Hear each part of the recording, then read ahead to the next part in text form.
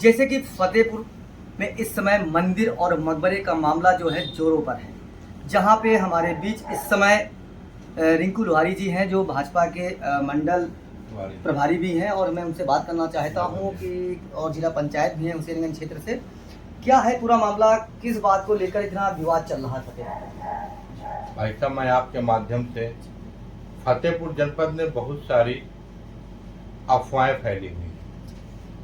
अफवाह इस बात की फैली हुई हैं कि जितने भी हमारे सनातनी धर्म के लोग ठाकुर द्वारा मंदिर में पूजा करने के लिए एकत्रित हुए थे, उनके ऊपर बलवे का आरोप लगाया जा रहा है, उनके ऊपर पत्थरबाजी का आरोप लगाया जा रहा है, उनके ऊपर मारपीट का आरोप लगाया जा रहा है, जो कि बिल्कुल तरीके गलत है। मैं बता दूं, हिंदूवादी संगठन के आह्वान पे भारतीय जनता पार्टी के कार्यकर्ता और सारे सनातनी के धर्म के लोग ठाकुर कपूरी चौराहा महाराज जी के चौराहे में हम लोग एकत्रित हुए थे और वहां पर एकत्रित होके हम लोग ठाकुर द्वारा मंदिर में जाके जन्माष्टमी की पूजा हेतु उसके पहले साफ सफाई की पूरी तैयारी थी। इस कार्यक्रम की जानकारी प्रशासन को पूरी थी। इसके संदर्भ में मठ मंदिर समिति के लोगों ने डीएम साहब को ज्ञापन भी दिया था और ये भी बताया था कि 11 तारीख को हम लोग वहां साफ सफाई करने जाएंगे। इसी क्रम में हम लोग वहां एकत्रित हुए थे। अचानक सनातनी लोगों की इतनी बड़ी भीड़ और हुजूम आ गया कि सब लोग एक साथ पूजा करने हेतु और साफ सफाई हेतु पुलिस की बैरिकेडिंग तोड़ के सब मंदिर की ओर प्रस्थान कर लिए और जब मंदिर की ओर प्रस्थान किए तो बीच में मुस्लिम आबादी पड़ती है और मंदिर जैसे ही पहुंचने वाले थे कि बीच में ही इतने पथराव, ईंटा, पत्थर, डंडे, लाठियां फेंक के एक वर्ग विशेष मुस्लिम समुदाय ने सब लोगों पर हमला कर दिया। जब हमला कर दिया तो वहां भगदड़ सी मच गई और जब भगदड़ सी मच गई, यदि पुलिस प्रशासन न होता तो वहां बड़ी वारदात होती और इसी को बड़ा रूप दिया गया। जब कुछ लोग सनातनी के धर्म के लोग थे, कुछ लोग अपना हमारे ठाकुर द्वारा मंदिर में जाके अपना भगवा ध्वज उन्होंने वहां लहरा दिया। जैसे कि वहां पर आज एक जगह पर अवैध तरीके से डंडा वगैरह मुस्लिम समुदाय के लोगों का मिला हुआ है, उसमें पुलिस ने पकड़ा दिया, लेकिन अभी तक तो उसने कोई कार्रवाई नहीं की। मैं बता दूं, डंडा नहीं, वहां आपको सरिया मिलेगी, बल्लम मिलेगी, 4-4 फुट की तलवारें मिलेंगी। किसी हिंदू के यहाँ इतने बड़े बड़े हथियार नहीं होते। वहां पर तो वो लोग ऐसे ऐसे बांका भी लिए थे कि पुलिस ने वहां बरामद भी किए। इसका वीडियो भी प्रचलित है, आप लोग को सकता है वीडियो कहीं देखने को मिल जाए कि बड़ी बड़ी सरिया पुलिस ने बरामद किया है। लेकिन मुझे बड़ी तकलीफ होती है कि हम 10 लोग के ऊपर FIR लिखा दी, मैं भी हूँ जी। तो ऐसे जिस समय आप लोग अंदर थे तो वहाँ पे कोई भाजपा नेता, बड़ा नेता नजर नहीं आया? मैं बता दूं, भाजपा नेता सभी नेताओं को एक इच्छा थी कि हम वहां साफ सफाई करेंगे। हमारा मकसद वहां 12 बजे 12:30 बजे पहुंचना था, लेकिन भीड़ आधा घंटा पहले ही आराम से, क्योंकि सब सनातनी लोग थे और उनके बीच कुछ लोग ऐसे लोग भी आ गए जिनको हम लोग पहचानते नहीं थे और ये अपना भगदड़ मच गई। तो क्या जो लोग उसमें भीड़ में आ गए थे, सम्मिलित हो गए, तो क्या उन्हीं के द्वारा ये उपद्रव मचाया गया? हम आपको बता दें, उपद्रव तो वहां पे जो इस्लामिक लोग थे और कुछ लोग पब्लिक को मारने के लिए जो डंडे वगैरह फेंके, सब कुछ फेंके, ईंटें फेंके, पत्थर फेंके।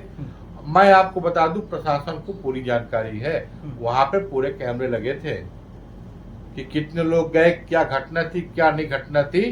ठाकुर द्वारा मंदिर में सनातनी लोगों ने पूजा किया और अपना भगवा ध्वज लहराया, ये वहां पे कार्रवाई की गई। और जब ये मुस्लिम समुदाय के द्वारा इतना पत्थरबाजी, तलवारबाजी, ये बाजी वो बाजी हुई, तो हो सकता है कुछ बहुत प्लास्टर वहां टूट गया, ये मैं मान सकता हूँ।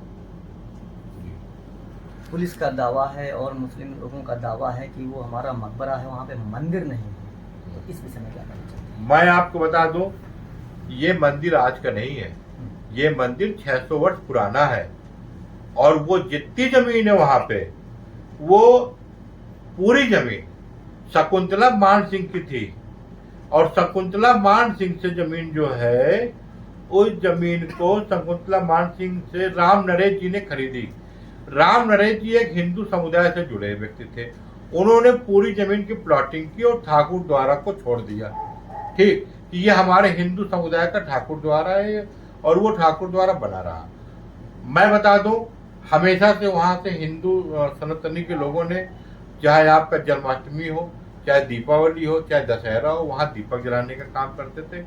एक बात मैं और बता दूं, बहुत दिन तक वहां एक मौर्य समाज के पुजारी भी थे।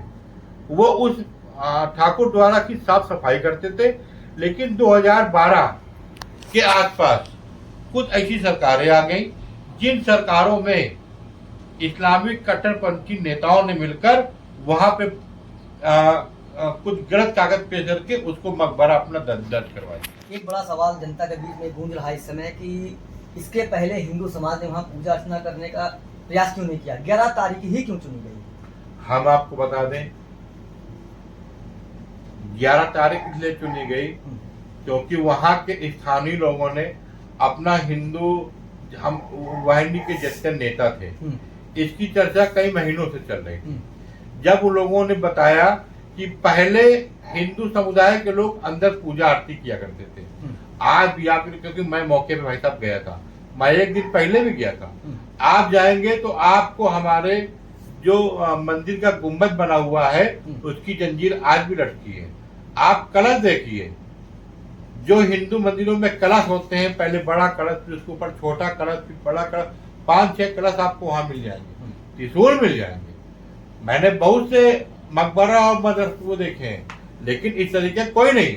ये ठाकुर द्वारा मंदिर ही था जिसको मुगलों के द्वारा या उनके जो वंशज यहाँ रह गए हैं, गलत सोच के लोग, उन लोगों ने ठाकुर द्वारा को कब्जा कर लिया है। हमें लगता है कि अब ठाकुर द्वारा बनने वाला है, इसलिए अब इसका समय अब आ गया है।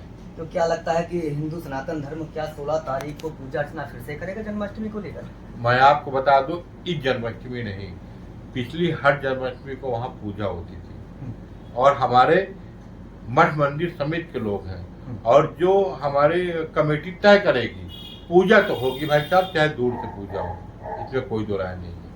फतेहपुर एसपी का कहना है कि न 16 तारीख के पहले न 16 तारीख के बाद यहाँ पे पूजा हो ही नहीं सकती। भाई साहब मैं आपसे बता दूं, ये योगी राज है, गलत काम बर्दाश्त नहीं किया जाएगा। और वहाँ के जो स्थानीय निवासी हैं वो सब पूजा करते थे और उनकी श्रद्धा है और पूजा होगी, इसमें कोई दो राय नहीं। तो क्या पूजा करने फिर से सनातनी वहाँ पहुँचेंगे? अब जैसा सब लोग की मठ मंदिर कमेटी की जो राय बनेगी, और हमको लगता है तो हर वर्ष पूजा होती है ये, तो हो सकता है इस वर्ष भी पूजा हो। अगर आह्वान होगा तो हिंदू होने के नाते मैं जाऊंगा। अगर हमारे हिंदू धर्मगुरु का आह्वान होगा तो मैं अपने पूरे भगवा ध्वज के साथ वहां जाऊंगा। फिर से लहराएंगे भगवा ध्वज?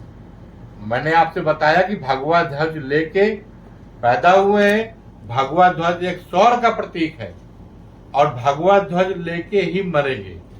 पुलिस ने कई नामजद FIR भी दर्ज की है और 150 लोगों के खिलाफ अज्ञात में भी किया है, उसमें जिसमें आपका भी नाम है। बस यही तो मुझे ताजुब होता है कि मेरा नाम क्यों FIR में पड़ गया। क्या आप वहाँ पे उपद्रव करने गए थे? भाई साहब मैं वहाँ उपद्रव करने क्या गया था?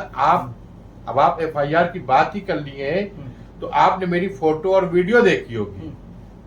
मेरे हाथ में भगवा ध्वज था और मेरे हाथ में नहीं, वहां हजारों की संख्या में जितने लोग थे सबके हाथ में भगवा ध्वज था।